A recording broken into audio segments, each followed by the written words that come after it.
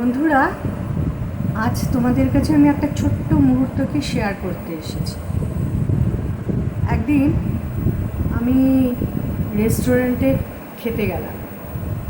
গিয়ে খেতে বসেছি যখন, দেখলাম আমার পাশে একটি ছেলে ও একটি মেয়ে খাচ্ছে বসে, আর তার পাশে দুজন ছেলে বসে খাচ্ছে।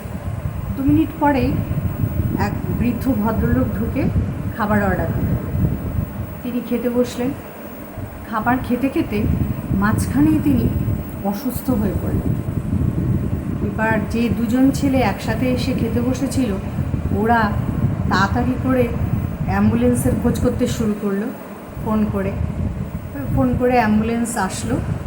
আসার পরে তড়িঘড়ি করে ওর বৃদ্ধ ভদ্রলোককে ওরা হসপিটালে নিয়ে যাচ্ছে।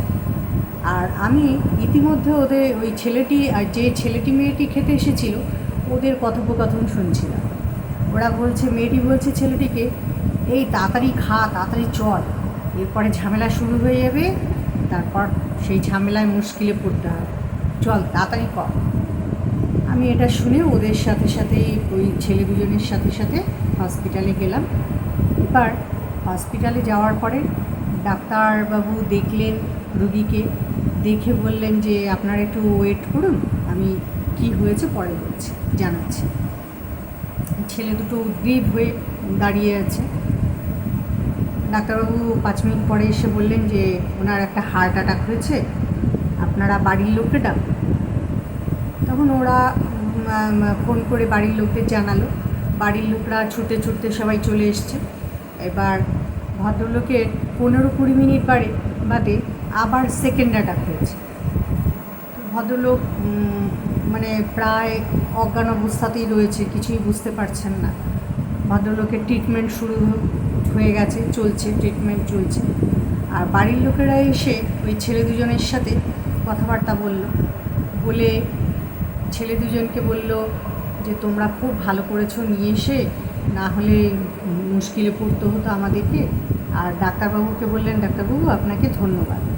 ডাক্তারবাবু তখন বললেন, আমাকে ধন্যবাদ দিয়ে কোনো প্রয়োজন নেই, আমাকে ধন্যবাদ দেওয়া। আপনারা ধন্যবাদ দিতে হলে এই ছেলে দুজনকে ধন্যবাদ দিন, কারণ ওরা দুজন যদি ঠিক সময়ে এখানে না নিয়ে আসতো তাহলে কিন্তু দেরি হয়ে যেত, কোনো একটা বিপদও ঘটে যেতে পারত।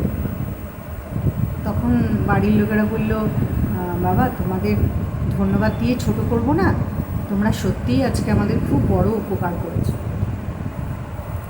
আর আমি মনে মনে ভগবানকে বললাম, এই ছেলে দুজন তোমারই দূত, তুমি ওদের মঙ্গল করো আর ওদের সাথে সবসময় থেকো।